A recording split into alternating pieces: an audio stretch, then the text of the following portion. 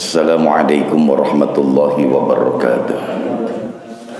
Bismillahi walhamdulillah wassalatu wassalamu ala rasulillah Muhammad ibn Abdullah wa ala alihi wa sahbihi wa mawalah ma ba'du. Faqad qala Allah ta'ala fi kitabihil karim a'udzu billahi minasy syaithanir rajim. Bismillahirrahmanirrahim. Walitukmilul 'iddata walitukabbirullaha 'ala ma hadakum wa la'allakum tashkurun. Waqala Nabi sallallahu alaihi wa alihi wasallam khairun nas anfa'uhum linnas.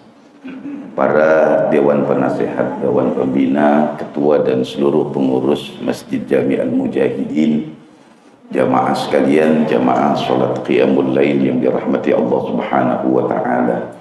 Alhamdulillah, tanpa terasa kita sudah memasuki hari yang ke-25. Tanpa terasa Ramadan sudah akan berpisah buat kita. Refleksi akhir Ramadan, apa yang harus menjadi sebuah renungan kita saat ini.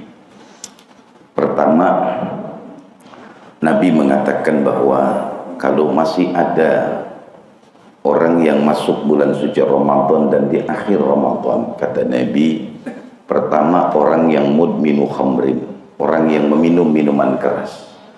Jangan berharap Ramadannya akan sukses. Alhamdulillah malam hari ini saya lihat nggak ada orang yang minum minuman keras. Nggak ada kan di sini Pak ya? Nggak, alhamdulillah. Saya takut nanti saya ngomong sama orang-orang yang minum minuman keras, saya repot dah.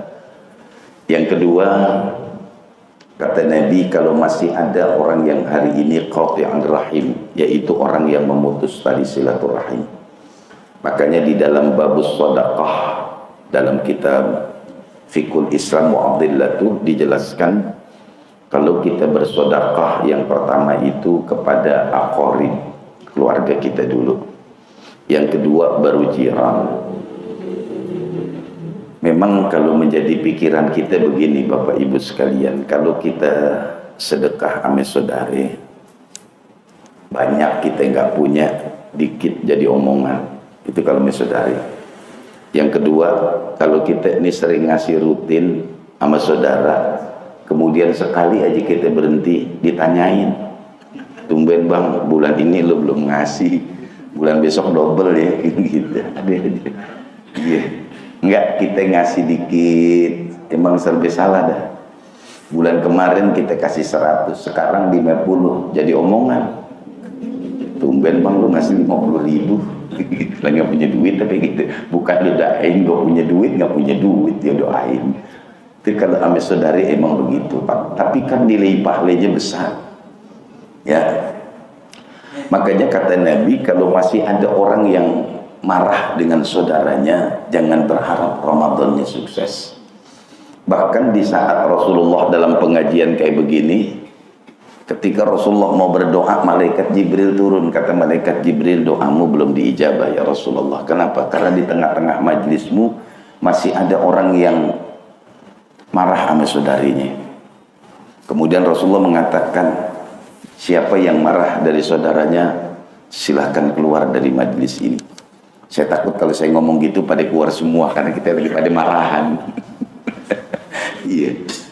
Memang kata Nabi gitu, kalau masih ada orang yang qati'ir rahim, kalau masih ada orang yang memutus tali silaturahim, jangan berharap Ramadannya sukses. Emang Pak, bukan Bapak doang, sama kita Bu, saya juga. Emang kalau saudari lain dah. Iya, saudari lain dah. Iya. Kadang-kadang nih mau nyaur kita nenteng sate aja dikomentarin. Nyaur ke sate gak bagi-bagi saudaranya. Nah kita boleh orang bagi gitu. Iya. Nah maksudnya bahwasanya di sini harus menjadi sebuah renungan buat kita. Jangan memutus silaturahim. Semarah apapun, sekesal apapun, tetap kita silaturahim. Emang banyak dah urusannya kalau saudari, urusan warisan, urusan kesel, ada aja. Tapi memang kita kudu jaga yang begini-begini Pak. Sebab nanti pertanggungjawabannya di hadapan Allah berat. Ya, kesel kita, marah kita, tetap harus kita jaga perasaan. Ya, itu yang kedua. Yang ketiga kata Nabi, kalau di bulan suci Ramadan masih ada orang yang durhaka dengan orang tuanya, jangan berharap Ramadannya sukses. Dulu di tempat ini juga udah saya cerita, bagaimanakah dengan orang tua. Ya, hari ini kita Pak nih jadi orang tua nih hari ini. Yang namanya orang tua itu kan apa yang kita cari buat anak, itu namanya orang tua tuh. Apa yang kita cari buat anak. Tapi belum tentu, bukan enggak ya, belum tentu apa yang didapetin anak buat orang tuanya. Makanya saya sering anjurin Pak, kalau anak kita kerja, kemudian dibagi duit kita, ambil. Ya ambil, jangan bilang jangan dah buat lo aja, besok dia nggak ngasih lagi. Ya ambil aja, biar kata cuman gocap kayak jigo, kayak ngambil aja kantongin. Ntar tuh duit kita kumpulin buat dia juga. Kan gitu. Gini, namanya anak kalau ngasih ke orang tua itu satu kebanggaan tersendiri. Yang kadang-kadang namanya orang tua kan, kalau bahasa orang Betawi suka monten. Lu kerja enak-enak ngasih gue cuman gocap. No yang ngojek ngasih gue cepet gitu. Jangan dibanding-bandingin. Ambil aja. Pegang aja. Ntar ada masanya kita bakal ngasih dia juga. Gitu. Makanya sering saya ingatkan begini Pak. Ya mungkin buat renungan kita juga hari ini. Ayatnya udah jelas, fala taqul lahuma uffin. Jangan sekali-kali kau mengatakan kadang-kadang kita suka bentak orang tua kita. Kadang-kadang kita suka marahin. Pak, kalau kita pikir di kampung kita dulu nih kan belum seramai begini nih. Ya, engkong kita dulu, Masya Allah. Dulu nih orang Betawi biar keren, apa aja dibilang denes. Orang Betawi itu. Iya. Iya, ada orang Jawa main ditanya, "Tong, bapak lu kemana ya?" "Lagi denes." "Emang kerja di mana?" "Kagak, lu lagi bungkusin belimbing." "Bungkusin belimbing denes." Gitu. Iya, itu biar keren dikit. Nah, artinya gini, orang tua kita dulu Masya Allah, dia berkebun. Sekarang nih lagi panen belimbing, dialap tuh belimbing. Yang cakep-cakep yang dijual, yang gak cakep dibagiin saudara-saudarinya, tetangganya. Dijual tuh. Orang dulu kan kalau jualan gak pakai motor, pikul. Lo bayangin kalau dia pikul belimbing depan sama belakang, bawa di ke pasar apa sini nih, ke Badan Lama apa Cipulir tuh, dibawa di situ, diduduk dah gitu. Iya. Tuh orang tua nggak ngeluh Pak, nggak ngeluh Bu. Biar katanya sakit, tetap dia bilang kagak ngape-ngape. Coba deh orang tua, "Abah sakit Mbak?" "Kagak, gue cuman flu doang dikit." Padahal palanya kelingan. Iya, iya. "Abah kakinya sakit?" "Kagak, gue pegel doang dikit tadi tuh keselimpet." Padahal sakit luar biasa. Dia tutupi semua itu demi anak-anaknya, supaya nih anak nggak merasa kecewa. Ya, abah gue lagi sakit, gimana nih? Ya contoh lah Pak, anak kita, iya, dateng, "Mbak, duit Mbak," gitu. "Mbak, duit Mbak," gitu. Emang dia tahu kalau bapaknya pegang duit? Kan nggak juga. "Minta sono minyak lu." Iya. Nyaknya ya kembalian tadi habis beli cabai, tuh pegang dah. Dulu kan masih kita kecil duit 5 perak. Gotun. Gotun tuh kan 5 perak. Oh captun. Dulu duit 5 perak nih segini nih. Yang gede. Iya, dulu loh kita kalau pegang duit 5 perak gila banget dah gitu. Apalagi dikasih yang kuning yang 10 perak. Apalagi pegang gopek. Wah, kalau sekolah pegang duit gopek girang banget kita. Gitu. Ya dulu kan permen masih berapa perak. Itu orang tua kita luar biasa. Iya, artinya gini. Refleksi, review. Bagaimana perjuangan orang tua kita dulu. Dia susah. Dia berani, biar kata babak kita dulu nih, kalau orang Betawi bilang, "Biarin gua susah, yang penting lu ntar pada senang hidup lu." Kan begitu kata orang tua. Iya. Ketika tuh anak seneng, orang tua cuma jadi kebanggaan.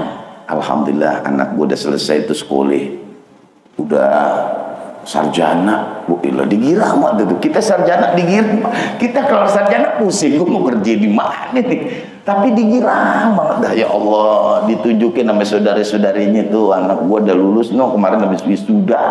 Anak kita yang habis wisuda keliangan, gue mau kemana nih? Kayak anak saya selesai wisuda, saya suruh S2 sono. Iya, jangan pikiran kerja dulu, S2 gitu. Iya. Itu kan berat luar biasa, Pak. Namanya orang tua. Apalagi kalau dia dagang. Tadi saya kan lewat tuh Kebayoran Lama, ya Allah. Dia pada dagang dah gitu. Itu jam 10 dia pada datang. Iya, jam 10 dia pada datang, dijajarin dah tuh. Yang jual kol, yang jual cabe, didagang dan gitu, ditungguin dah. Ntar jam 3 nih saya pulang, tutup dah tuh pada pulang. Belum lagi yang dagang sayur. Iya, belinya di Kebayoran Lama, jualnya di sono. Makan didorong terus gerobaknya. Ya artinya kita pikirin dah dulu abah kita, nyak kita berat banget. Dulu kan ya abah kita anaknya nggak ada yang dikit, 12. Mana 12 kayak anak tangge lagi, tiap tahun lahir kayak tangge. Iya, kalau sekarang diatur emang 2 aja cukup.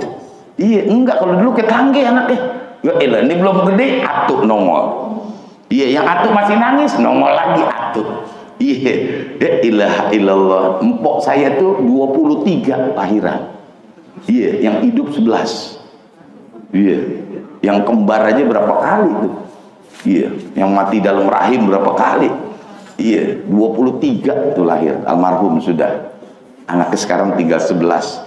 Iya, ya Allah, ngerasain banget dah. Saya tahu. Ya Allah, empok saya tuh hampir nggak bisa kemana-mana ngurusin anak.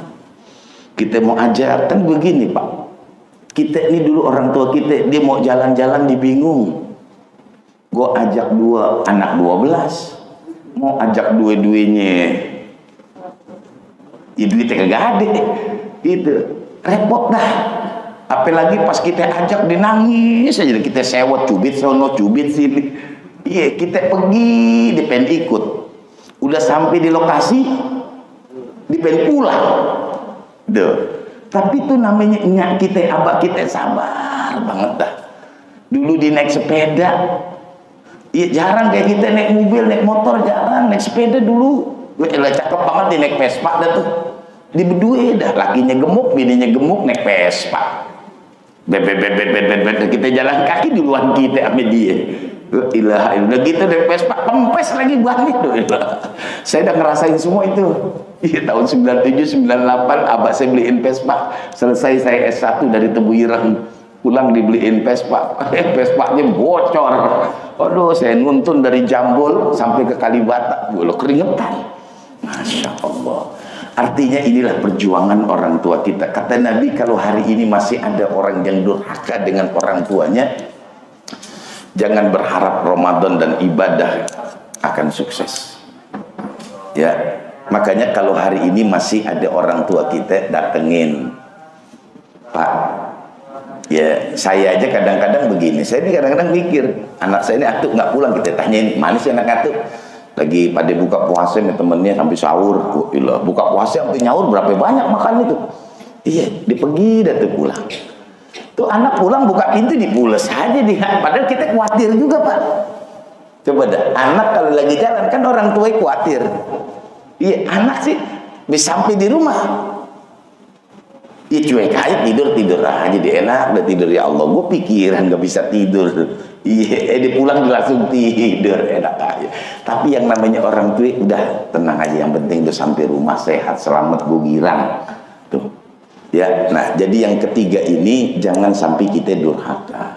Kalau hari ini masih ada orang tua kita, Bapak Ibu sekalian, perlakukan dia dengan baik. Orang kalau udah tua, Pak, Bu, emang kerjaannya cuman atuk, ngomel aja dah. Bapak yang udah tua ngomel mulu kan, ngomel aja dah. Lah dulu kan masih muda, kita mau ngomelin siapa? Iya, pagi berangkat ke kantor, sore baru pulang, sampai rumah anak udah tidur, masih kita mau ngomelin anak lagi tidur. Sekarang udah tua dan giliran kita ngomel aja dah, apa aja salah. Makanya saya bilang anak-anak kalau nyaknya abahnya ngomel dengerin. Emang dia nggak punya waktu lagi buat ngomel? Udah nikmatin aja. Ada yang pakai sewot, ya Allah Ustaz. Kita nih kalau main ke rumah abah kita ngomel aja dah. Nyak kita pergi dah ke petasan cabai rawit. Iya, berjedarnya sih nggak kenceng, tapi kan rutin dulu. Apalagi kita paling pengpengan, dengerin. Itu namanya orang tua. Nah, kadang-kadang saya kalau di pengajian lansia itu saya sering ajak jalan tuh 2 bulan sekali, ajak jalan ke puncak, ke Anyer. Karena apa? Saya tahu dulu dia jarang pada jalan-jalan. Iya, dulu jarang pada jalan-jalan Pak. Iya. Jangan-jangan juga yang di sini nggak pernah ke Monas. Sampai atas maksudnya. Ya kalau ke Monas, nah saya ngisi ke Balai Kota, depannya Monas. Kemarin saya ngisi di departemen ini, depannya Monas. Tapi kan kita nggak pernah naik ke atas. Cuma lihat dari jauh. Abah kita kadang kita taruh di Monas nggak bisa pulang. Dibingung, kemana nih pulangnya? Taruh dah yang nggak jauh-jauh dekat rumah Seno, Ragunan. Iya, kita kan tahu Ragunan, jarang ke Ragunan. Ragunan udah cakep. Iya, ajak jalan-jalan. Iya. Dulu masih ada ibu saya. Iya, Lebaran nih, selalu saya beliin baju. Padahal dia stroke. Tidur aja di rumah. Saya beliin baju. Hampir Nyak ngomong, ya gua kan nggak pakai juga, lu nggak beliinnya. Yang penting punya baju baru. Ntar orang nanyain. Nah, Bu Haji nggak punya baju baru, tuh gua gantung, kan enak nunjuk. Nah, gimana mau pakai orang di depan? Tapi kan enak dinunjuk.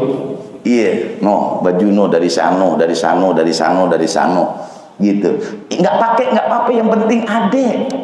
Orang tua kan begitu. Sekarang tinggal memberikan kebahagiaan buat dia.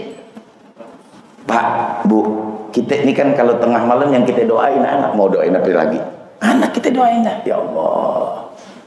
Contoh dah, anak saya 3-3-nya laki. Nah kan kalau ngawinin bawa duit Pak. Iya. Minimal nih emas di megram. Nah kalau 1 gram sejuta, udah 10 juta. Emang nggak bawain duit? Paling dikit banget 30 juta. Nggak ada seternya, gocap dah yang sedang. Iya. Dan 60 juta itu. Iya. Emang habis itu kita nggak ngawinin? Kan kita ngawinin juga. Kita bingung dah, anak mintanya di tempat-tempat yang keren. Balai Kartini, atau Balai Sudirman sono. Yang diundang orang sini ke sono dikagak datang jauh. Lah kita kadang-kadang Pak kalau mau ngawinin nih Bu, ngitung. Mau ngundang banyak, duit cekak. Nggak ngundang banyak, temen banyak. Minimal banget kan kita ngundang 500. Kalau 500 kali 2, 1000. Taruh catering paling murah 100.000. 100.000 kali 1000. Udah 100 juta. Itu baru catering doang. Belum gedung. Belum pelaminan. Belum seragam. Kan seragam teman-teman kita yang di masjid lain. Namanya kita RT, hansip kita kasih baju juga. Biar kata yang 30.000 sekali angkat sobek, yang penting kan seragam. Kita beliin tuh. Ya Allah, saudari-saudari kita beliin dah. Dari bini kita beliin, dari kita beliin. Beliin dah tuh yang cakep-cakep dah tuh, yang apa namanya tuh yang ibu-ibu pakai tuh. Dia dipakai dan dibeli dah, ya Allah, dipakai seragam. Itu kan 20 juta aja buat seragam habis. Itu udah habis kan tuh. Minimal banget kita kalau ngawinin 300 juta. Itu udah minimal banget. Makanya ada bahasa jangan sampai setahun 2 kali ngawinin pamali. Kan gitu. Padahal tuh bukan itu, hitung-hitungan Pak. Kalau sekali ngawinin 300 juta, nah 2 kali setahun, nah 600 juta. Gaji kita cuma goceng. Nah kebun siapa lagi yang mau kita jual? Nah ini artinya gini, tuh orang tua itu Pak. Habis dia nikah, emang kita selesai begitu aja? Kagak dipikirin. Ya Allah tong, gua kesianan lo ngontak 1,5 juta. Tuh, ada pavilion di rumah. Yang pintunya lu bikin ke depan dah. Ntar yang ini lu geleng aja dah. Iya, biar katanya cuma 30 meter di samping, ditinggal di situ dah. Iya, di Allah kita kasihin, dia nggak kuat bayar listrik, kita yang bayarin juga tuh listrik, orang nyatu. Iya, air borosan dia nih kita. Nah kita pakai kipas angin taruh AC, udah gitu dinaikin lagi jadi 2.200, tetap aja kita yang bayar. Ada aja tuh, tapi orang tuh enak aja. Dia nggak ngomong, paling diceritain doang, adek lu dah gitu, empok lu dah, abang lu dah, cuman begitu doang, tapi dibayar tiap bulan. Iya, kadang-kadang kita punya kontrakan 6, 3 ditempatin anak kita, nah kan hasilnya cuma 3. Sama orang lain lu bayar 1,5 juta, sama abah lu gopek lu kagak kuat bayar.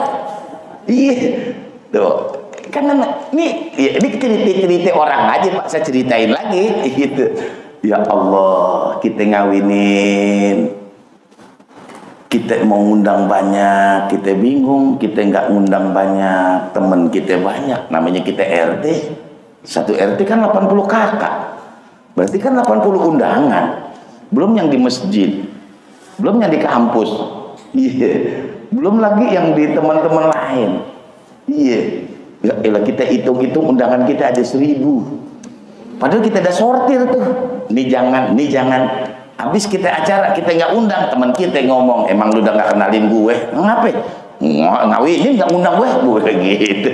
Iya Pak, padahal dia nggak tahu emang kita nggak punya, emang duit kita cekak segitu doang. Iya, kelar ngawinin ada amplopnya, kan kita mau bayar semua, anak kita pakai juga dah. Nah, kan gue yang kawin ya, sini amplopnya buat gue, dia ilah balik kita ke dia nggak gitu. Tapi itu hebatnya orang tua. Artinya gini, yang gampang gini deh, yang gampang. Udah kita pulangin belum tuh duitnya kita sama abah kita yang kemarin waktu kita nikah. Lah dulu kan 500.000, gede dulu. Iya. Udah pulangin belum? Ya enggak minta pulangin si abah kita nggak minta pulangin, enggak. Kita aja yang punya. Iya, kita dan yang harus tuh Pak. Ya ini cerita orang-orang tua, makanya benar kata Nabi, kalau masih ada orang yang di bulan suci Ramadan ini durhaka dengan orang tuanya, jangan berharap Ramadan itu bisa sukses saat dua-duanya dapat kagak ada. Lu datengin kuburannya, lu bikin cakep tuh nisannya, kalau perlu setiap bulan khatamin Quran.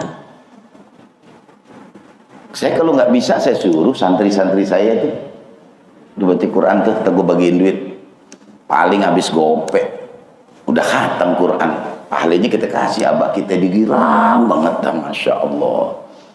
Iya, nah sebulan gopek berapa sih, setahun cuma 6 juta. Iya, saya kasih santri-santri nih, santri kalau udah kasih duit lah baca, dia kan sehari khatam. Kalau kita baca lama banget dah, dia sehari khatam Pak. Iya, kemarin saya bikin haul itu aja hampir 30 kali khatam. Iya, saya kasih duit 3 juta dipegang. Digirang banget Bu ilah. Iya, Masya Allah. Orang tua kita girang kalau dia dah meninggal dunia.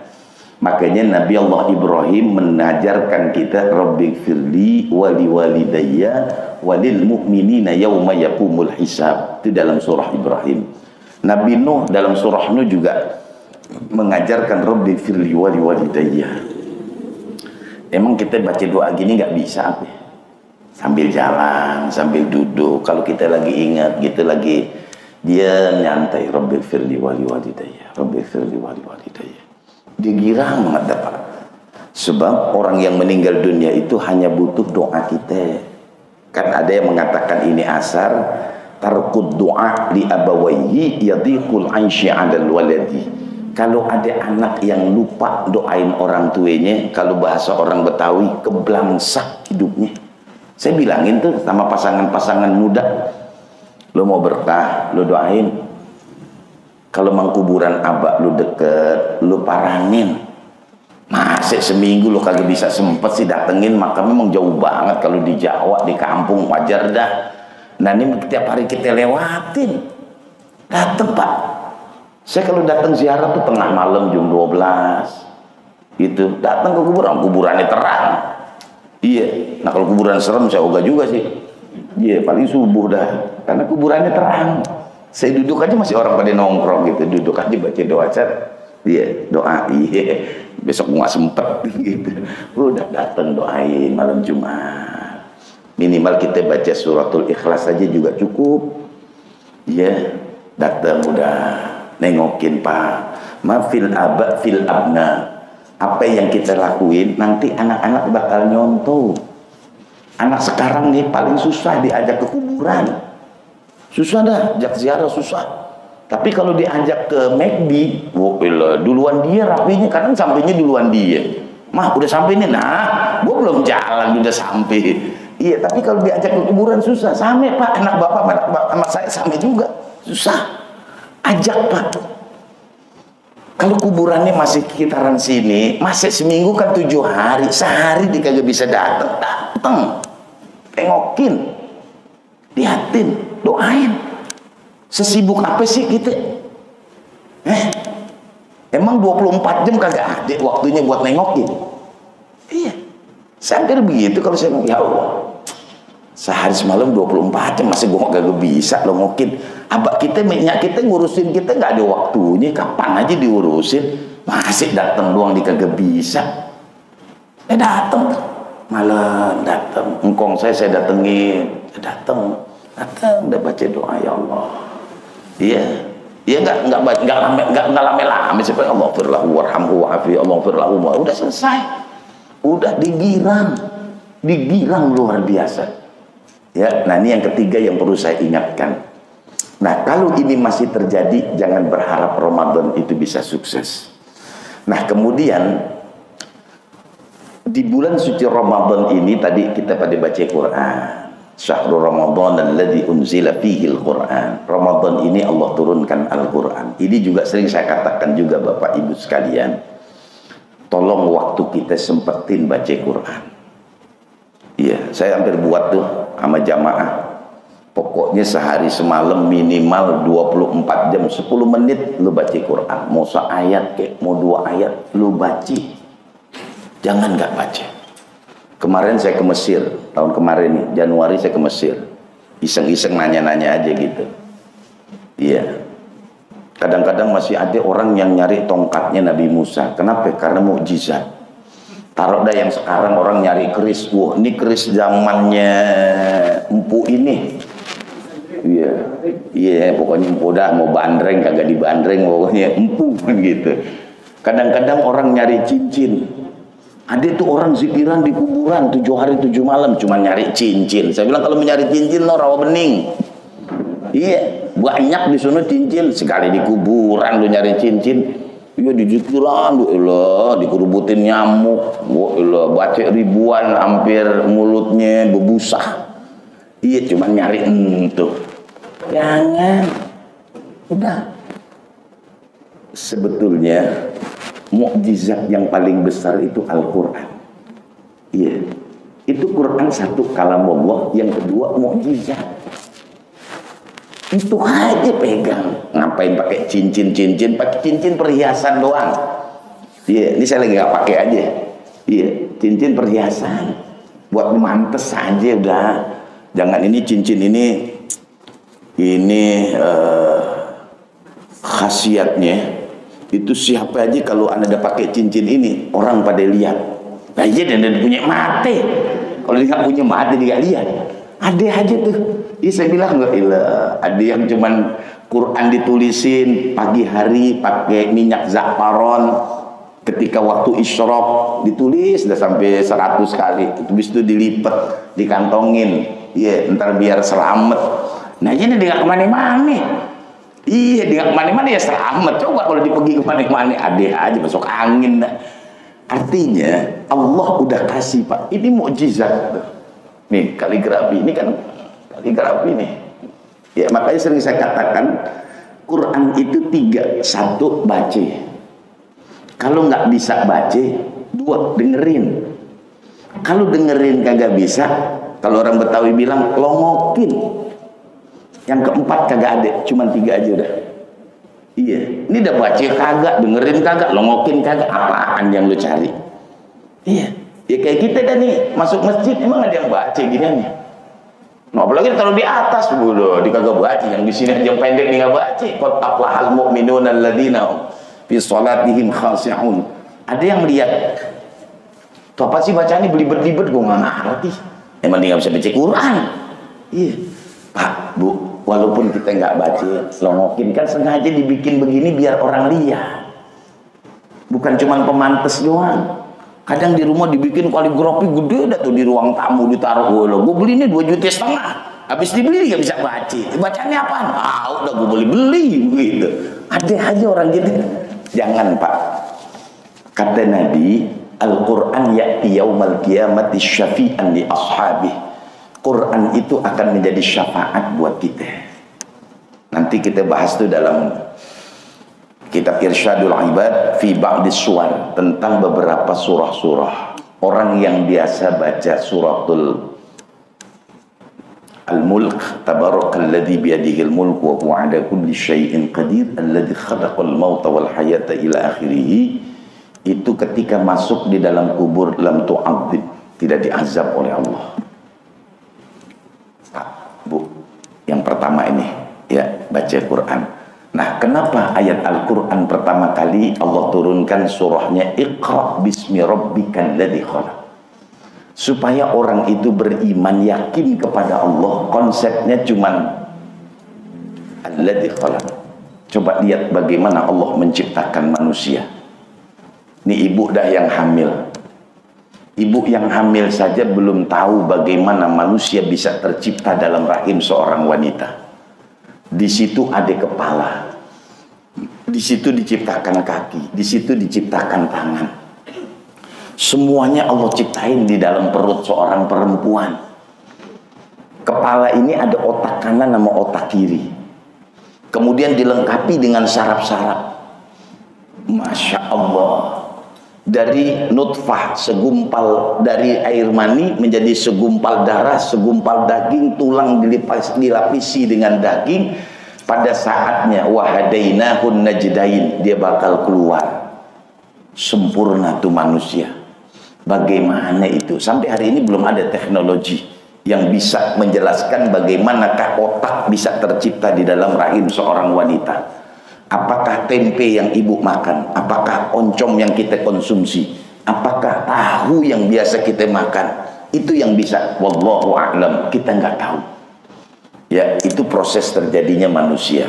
Sekarang kita dah nih yang udah jadi manusia. Sekarang nih kita, Pak, Bu, kita hari ini kan punya rambut nih. Saya baru cukur sebulan yang lalu dah. Sekarang udah panjang lagi. Kira-kira nih, yang bikin rambut kita panjang apaan? Kok rambut bisa numbuh ya? Kira-kira apaan ya? Gimana proses terjadinya rambut di dalam sini? Kok bisa ya? Kira-kira kalau ada pabriknya, berapa karyawannya? Antara rambut dengan alis jaraknya nggak berjauhan. Sampai hari ini usia saya 50 tahun, saya belum pernah cukur alis karena ketebelan. Aduh, udah ngalingin nih alis, gue potong enggak. Iya. Tapi rambut sebulan 2 bulan kita cukur, Pak. Makanya kan dikatakan oleh Allah, wa fi anfusikum afala tubsirun, kata Allah, dalam dirimu apakah kau tidak berpikir, kata Allah. Gara-gara Allah ciptakan rambut, akhirnya ada pabrik sampo. Gara-gara Allah ciptakan rambut, akhirnya ada tukang cukur rambut.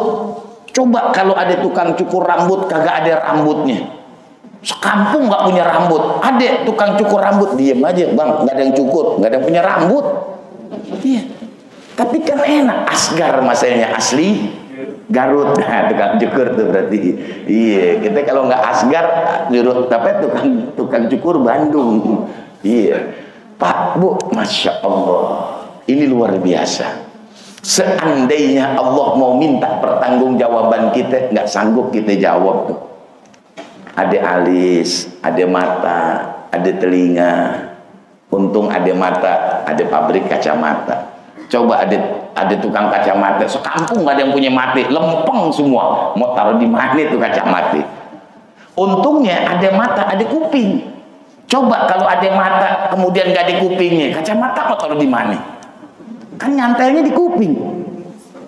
Masya Allah. Ini semua laqad khalaqnal insana fi ahsani taqwim. Allah ciptakan manusia sebagus-bagusnya ciptaan. Kambing punya mata, kambing punya kaki, kerbau punya kepala, semua punya otak, tapi manusia lebih daripada semuanya. Luar biasa. Makanya Allah cuma minta di ayat puasa, wa idza sa'alaka 'ibadi 'anni fa inni qarib ujibu da'watad da'i idza da'an fal yastajibu li wal yu'minu bi. Wa idza sa'alaka 'ibadi 'anni, kata Allah, kalau ada yang nanya tentang saya ya Muhammad, katakan fa inni qarib, saya itu dekat. Ujibu da'watad da'i idza da'an, kalau dia minta saya kabulin. Tapi kata Allah, kalau mau saya kabulin, fal yastajibu li, apa yang saya suruh kerjain. Wal yu'minu bi, setelah kita kerjain, kita yakin dengan apa yang kita kerjain. Itu konsepnya. Saya kasih contoh. Ini ada pertanyaan belum nih? Udah beda. Saya kasih contoh aja. Kenapa sholat panggilannya azan? Allahu Akbar, Allahu Akbar. Ada tuh hayya 'alas shalah, hayya 'alal falah. Ada hayya 'alal falah.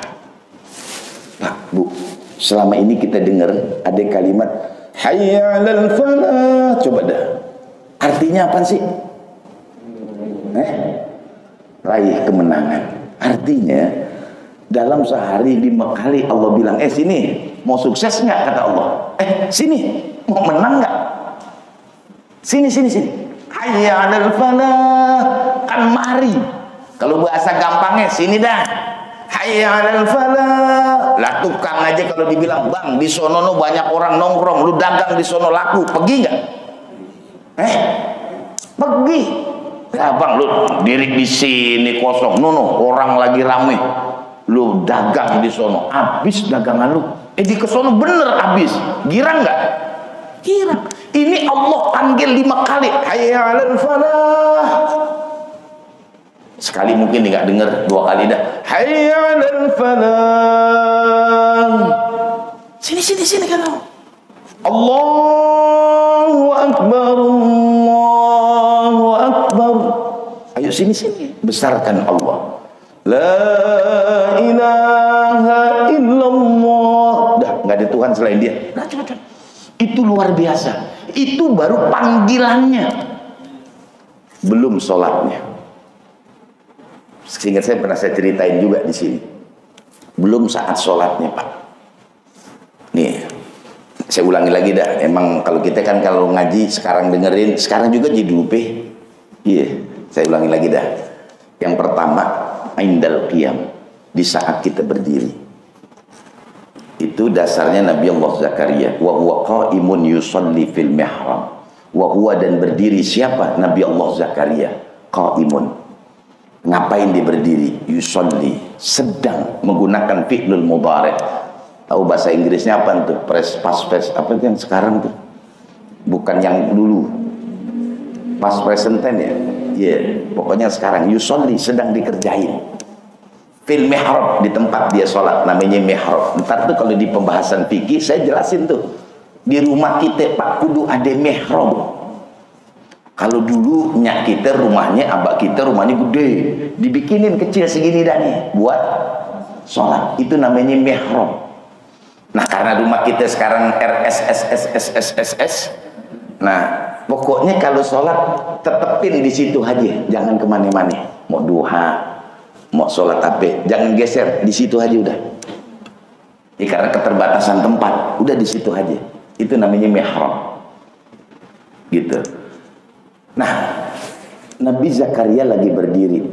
Kemudian kalau sekarang nih bicara fikihnya, ketika kita baca Alhamdulillahi Rabbil Alamin. Itu kan dijawab sama Allah.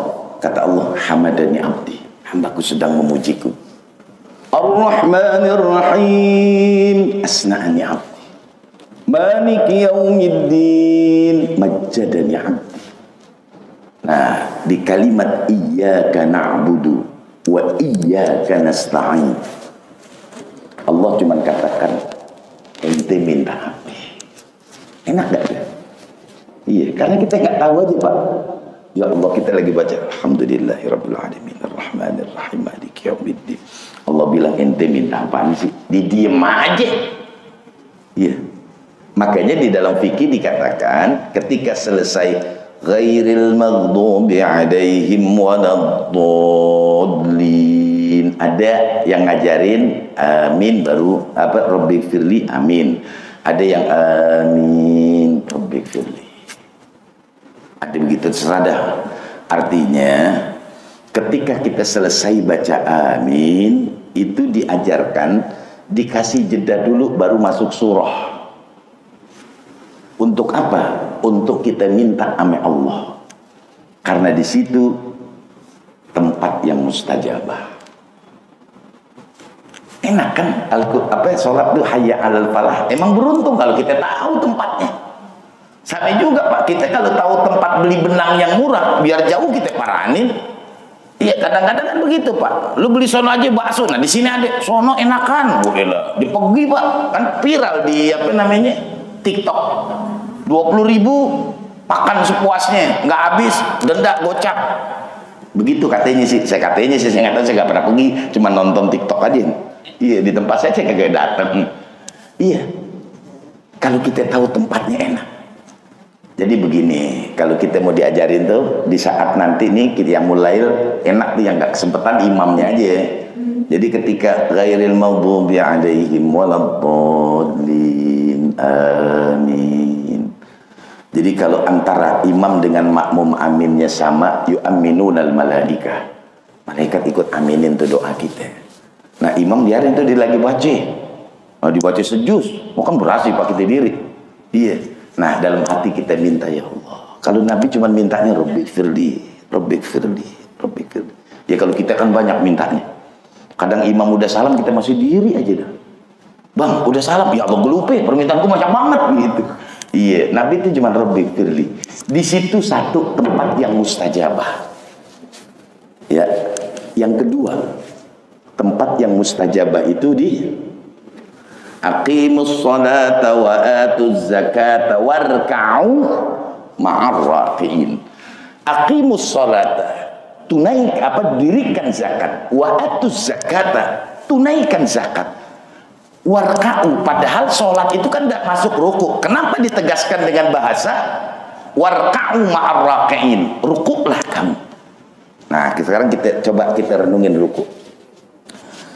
Ketika kita Allahu Akbar, Subhana Rabbiyal Azimi. Nah, itu nanti dibahas lagi tuh. Ini panjang juga pembahasannya. Kenapa baca Subhana? Ada apa dengan kalimat Subhana? Subhana Rabbiyal Azimi. Ketika kita baca Subhana Rabbiyal Azimi, Maha suci Engkau ya Allah. Rabbi Tuhanku, Al-Azimi yang Maha Agung. Kemudian bangun dari ruku, apa yang kita baca? Sami'allahu liman hamidah. Sami'ah, mendengarkan. Siapa? Allah. Apa yang didengarkan? Liman hamidah. Pujian kita. Kapan? Tadi di saat kita ruku, kita memuji Allah. Subhana rabbiyal azimi wa bihamdi. Kalau bahasa gampangnya begini. Sami'allahu liman hamidah. Aku dengar pujianmu tadi. Nah, karena Allah bilang begitu, sami'allahu liman hamidah, kita lanjutin dengan bahasa Rabbana walakal hamd. Kalau buka nanti kitab Al-Azkar An-Nawawiyah. Itu di dalam kitab Al-Azkar ketika kita bangun Rabbana walakal hamd hamdan katsiran thayyiban mubarakan fih. Baru dilanjutin mil as-samawati. Ketika ada sahabat baca Rabbana walakal hamd hamdan katsiran thayyiban mubarakan fi, selesai sholat Nabi mengatakan manil mutakallimu, siapa tadi yang baca Rabbana walakal hamd. Ana ya Rasulullah, saya. Kata Rasulullah, tadi ketika kau baca Rabbana walakal hamd, hamdan katsiran thayyiban mubarakan fi, Nabi bilang ada 30 malaikat yang mengelilingi kamu, berebut nulis apa yang kau minta. Yaktubuhal awal. Nanti dilihatin di hadisnya dalam kitab Al-Azkar An-Nawawiyah. Coba dengar, bacain di situ tadi. Saya nggak bawa sih, saya nggak tahu kalau pakai begini saya bawa kitabnya tadi itu. Ya.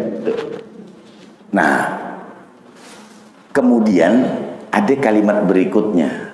Biasanya kalau kita baca mil'us samawati wa mil'ul ardi wa mil'u ma syi'ta, ada hadis Nabi lagi yang mengatakan gini, mil'us samawati atau mil'as samawati wa mil'al ardi wa mil'a ma bainahuma wa mil'a ma syi'ta min syai'in ba'd. Nah, terjemahan bebasnya begini. Biar ibu bapak agak gampang saya kasih contoh dah, saya kasih contoh. Saya liatin jam dulu ya. Saya kasih contoh. Kalau udah ini kasih tahu gini. Gitu aja ya, udah habis dah gitu. Iya. Kalau misalnya ada yang nawarin, Pak, Bu, mau rumah 1000 meter komplit sama isinya. Atau, kalau atau biasanya apaan? Pilihan. Atau duit 10 miliar. Itu pilihan kedua. Atau pilihan ketiga, duit sama rumah 10 miliar. Mana yang dipilih? Enggak, rumah atau duit aja, atau rumah ame duit, mana yang dipilih? Same sama saya berarti. Same bapak ibu saya. Ada lagi yang keempat. Wa mil'u ma syi'ta min syai'in ba'du. Rumah juga, duit juga, ame permintaan yang lain. Mana yang dipilih? Mana yang dipilih? Oh, tadi ada 3, giliran saya kasih yang keempat. Kayaknya 4 aja dasar, gak jadi yang 3 gitu.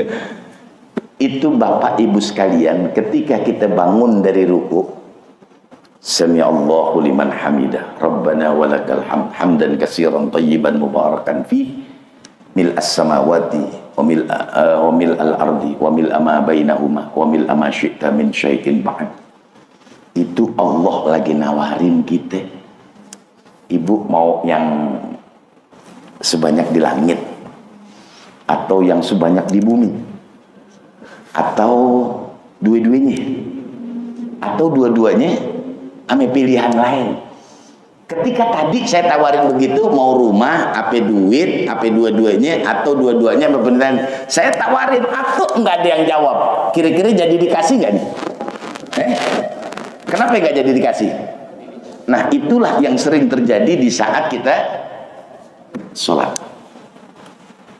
Bangun, makanya benar ketika sholat itu, hayya 'alal falah, ayo sini, ente beruntung. Orang ditawarin begitu, diogah. Yang salah kira-kira yang nawarin apa yang ditawarin? Nah, makanya nih mumpung hari yang ke-25, besok itikaf, ntar nih itikaf, biarin imamnya lagi rukuk, kita baca doa aja gitu. Nah, memang di situ dibahasakan summa sajadah.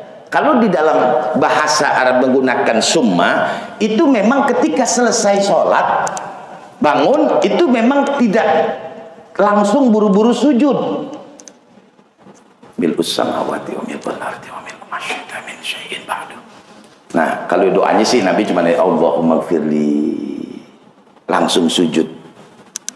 Nah, yang ketiga di saat sujud itu juga tempat yang mustajab. Maksud saya, kalau sudah kita minta tadi ketika selesai baca Fatihah, selesai kita ruku, tegesin lagi. Tahu tegesin nggak? Kalau nggak tegesin, kerengin dah, kerengin. Tahu kerengin nggak? Iya, kerengin. Nah, kerengin. Iya, kerengin tuh di sujud.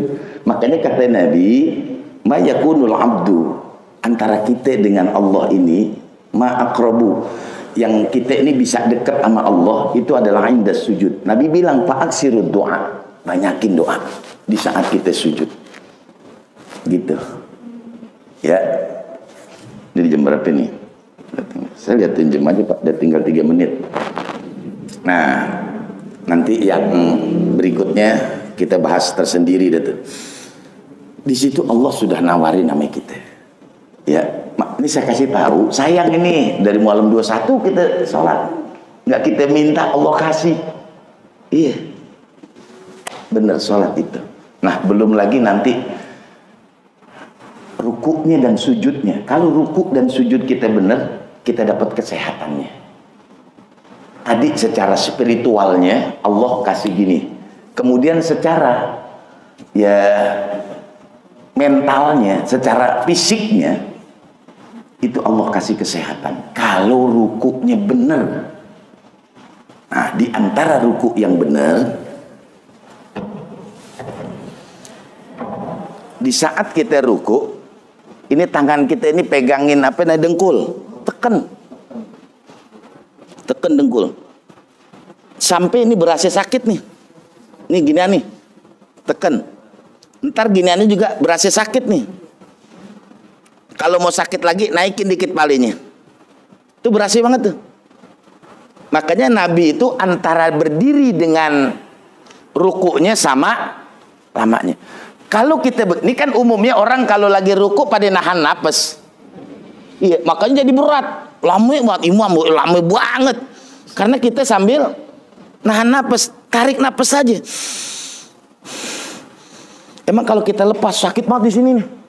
Iya, apalagi saya tuh tadi bisa kasih kopi. Iya, di rumah habis minum teh lagi lo berasi. Iya, makanya begini. Ntar pertama nih yang kita rasain satu sendawa. Kalau bahasa gampangnya tahag. Karena apa? Masih ada sisa-sisa udara di dada. Ya, nah itu teorinya. Coba kalau kita biasain begitu, nggak ada tuh namanya saraf kejepit. Ya, lepas aja begini. Kan kadang-kadang ada yang ruku. Dilihatin aja gitu. Karena apa? Kalau kelamaan begini ditakut nyungkep. Dan juga bukan ke bawah banget, kan ada juga yang ruku. Iya, ada tuh yang ruku begitu, saya liatin itu. Kalau yang begitu senggol aja pantatnya dikit nyungkep dah. Iya, tapi kalau begini kan kagak. Biar disenggol nggak jatuh dia. Karena semua ini lempengin tuh. Lepas badan kita. Hana rabbil azimi wa bihamdih. Hana rabbil azimi wa bihamdih. Semakin lama kita begini, semakin ketarik ininya. Nah, karena ada teman saya itu alhamdulillah sakit stroke-nya mulai ringan. Dia belajar dari terapi sholat tadi itu, aqimus shalah wa atuz zakah warka'u ma'ar raqiin. Nah, yang terakhir yaitu sujud. Sujud yang baik, ketika kita sujud sama kayak tadi tuh. Taruh yang benar, tarik napas.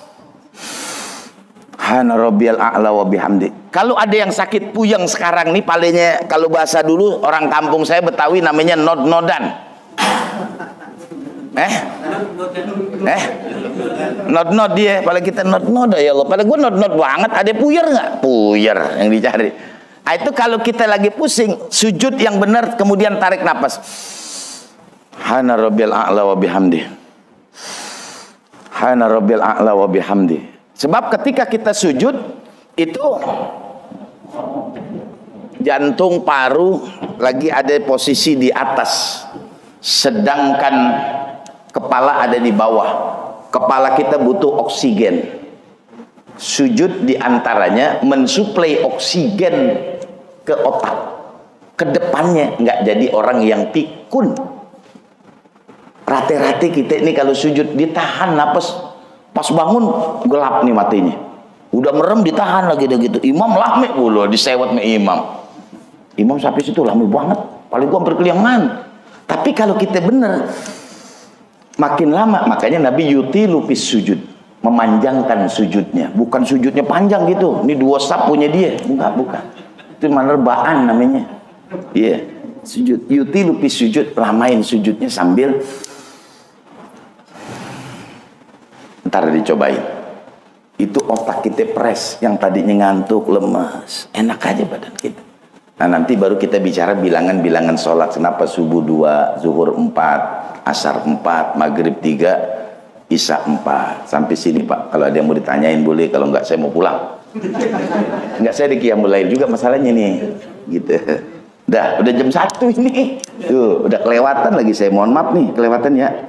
2 menit lagi saya kelewatan. Ada yang mau nanya? Nanya. Boleh. Silakan bertanya. Iya. Yang mau tanya yang puasa, silakan. Ada ibu, bapak yang mau tanya, silakan. Tanya. Silakan. Iya, nanya, ngomong aja. Kalau nggak apa-apa. Saya mau pulang juga, Pak. Iya. Kalau orang yang sholat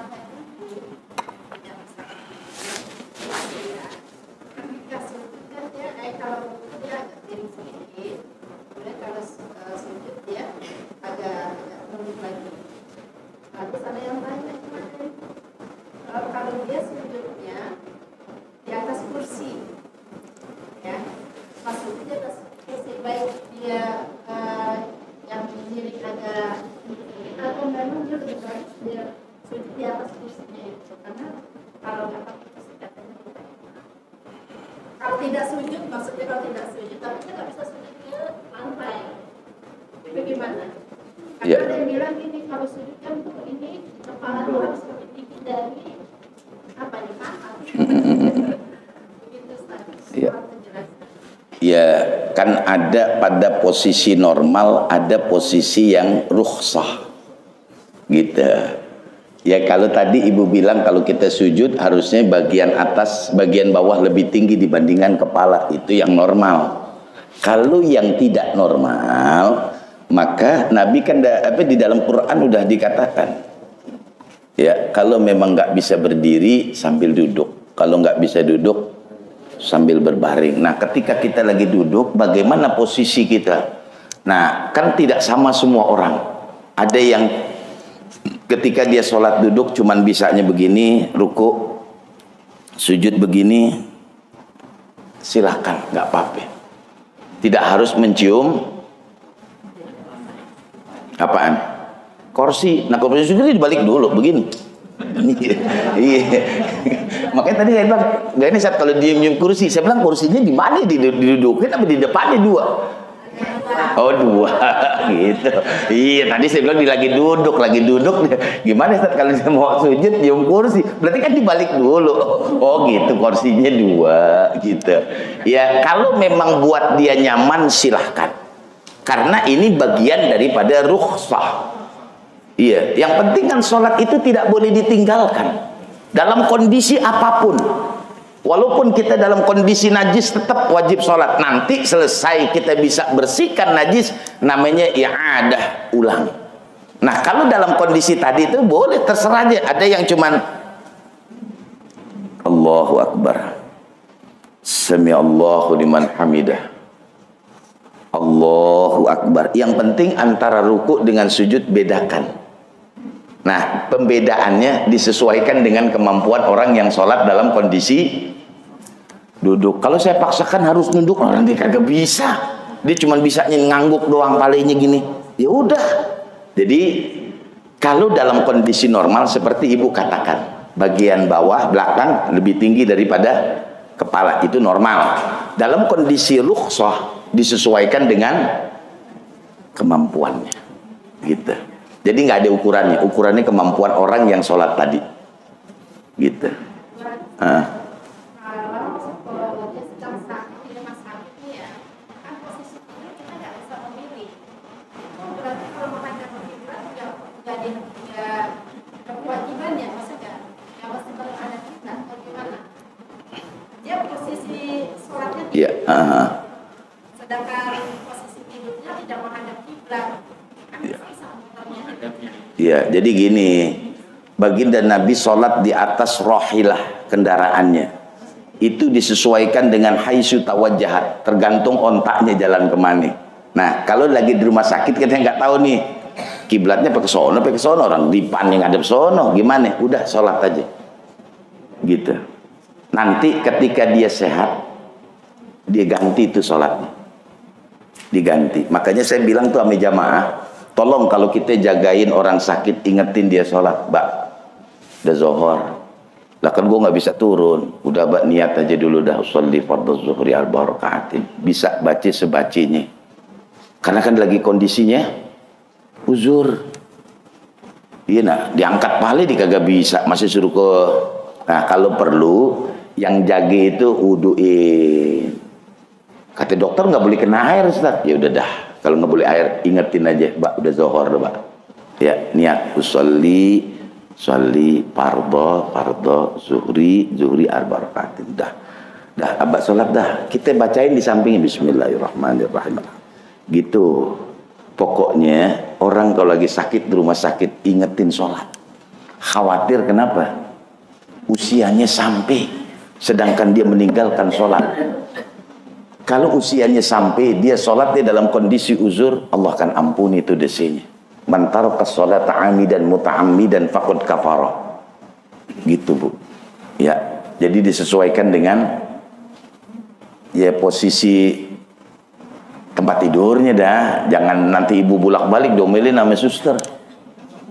Suster, ayah mau sholat kan kiblat sono. Nah, ini semuanya berubah. Ah, lu ribet-ribetin aja kan gitu. Agama itu yusrun, mempermudah, jangan bikin susah.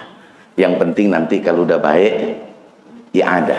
Makanya saya sehingga saya di pengajian ini sudah saya bilang, Pak, kalau ada waktu qadha'is shalah, bayar utang-utang sholat kita. Dulu masih SMP, masih SMA, awal-awal baligh, bayar aja sholli fardhu zuhri qadha'an, Allah sholli fardhu asri qadha'an, bayar aja. Seandainya nggak cukup, umur udah sampai, Allah akan ampuni dosa kita. Gitu caranya. Saya kalau pergi umroh itu selalu saya bayar qadha' sholat. Ya, kadang saya qadha'in jamaah saya karena mazhab Hanafi mengatakan boleh. Ya, kalau yang lain nggak boleh. Saya kadang-kadang gitu. Ya, gitu Bu. Jadi disesuaikan dengan tempat tidur yang ada di rumah sakit. Iya, boleh. Cara keseharian.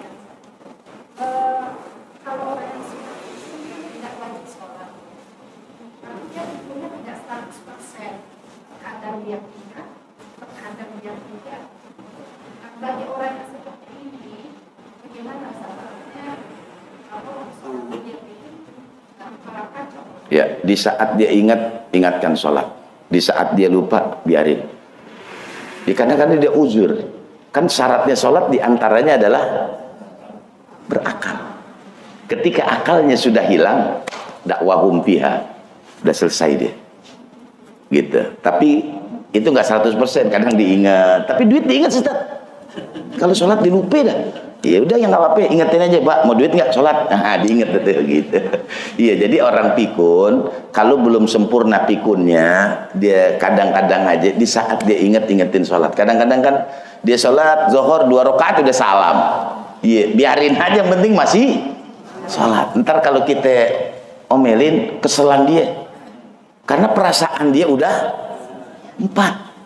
Bah, gue udah lihat lu 2, barangan aja 4 nih, gue di ngomel aja dah. Emang dasar lu anak kagak bakti sama orang tua gitu. Udah diem dia dah, ya udah Pak, ya alhamdulillah. Gitu, udah gituin aja. Saya karena itu semua udah saya ngalamin orang-orang yang begitu. Udah saya diemin aja, udah salat, udah. Iya, baru takbir, salam, assalamualaikum warahmatullahi, assalamualaikum warahmatullahi. Udah, dibaca doanya apa? Ya. Oh, udah. Ibarat serokaat di salam, saya diemin aja, udah biar dibaca yang dibaca doa dah. Dia masih sholat aja saya udah girang. Ada yang pikun nggak ingat apa-apa dah. Iya. Nah bininya dilupi. Ya ada di rumah saya tuh. Kalau udah keluar rumah, dia nggak tahu rumahnya. Iya, dia nggak tahu rumah gue.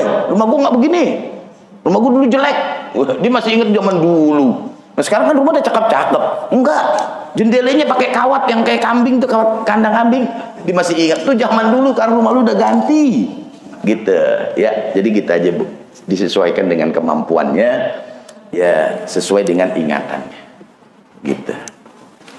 Dah. Cukup ya. Udah lewat 12 menit nih.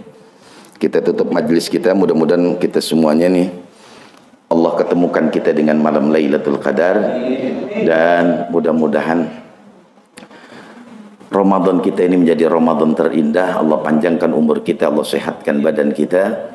Orang tua kita yang masih hidup, Allah kuatkan iman dan Islamnya. Allah panjangkan umur dalam taat kepada Allah. Yang telah kembali menghadap kepada Allah, kita doain mudah-mudahan Allah ampuni semua dosanya, Allah terima semua amal ibadahnya, Allah tempatkan di sisinya. Saya juga minta tolong didoakan. Saya sedang membebaskan lahan dan membangun pondok pesantren, mohon didoakan. Mudah-mudahan semua sudah diberikan kemudahan kelancaran oleh Allah, dan saya ucapkan jazakumullah khairal jaza atas donasinya. Mudah-mudahan itu menjadi amal jariah kita, dan mudah-mudahan apa yang Bapak berikan, apa yang Ibu berikan, semuanya diganti oleh Allah dengan penggantian yang terbaik. Al-Fatihah. A'udzubillahi minasyaitonirrajim. Bismillahirrahmanirrahim. Alhamdulillahirabbil alamin arrahmanir rahim maliki yaumiddin. Iyyaka na'budu wa iyyaka nasta'in. Ihdinas shiratal mustaqim.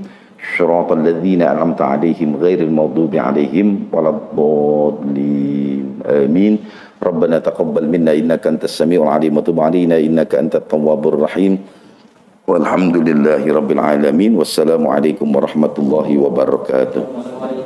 Terima kasih sudah berkunjung di channel ini. Jangan lupa untuk like, komen, dan subscribe agar tidak ketinggalan pada video-video menarik lainnya.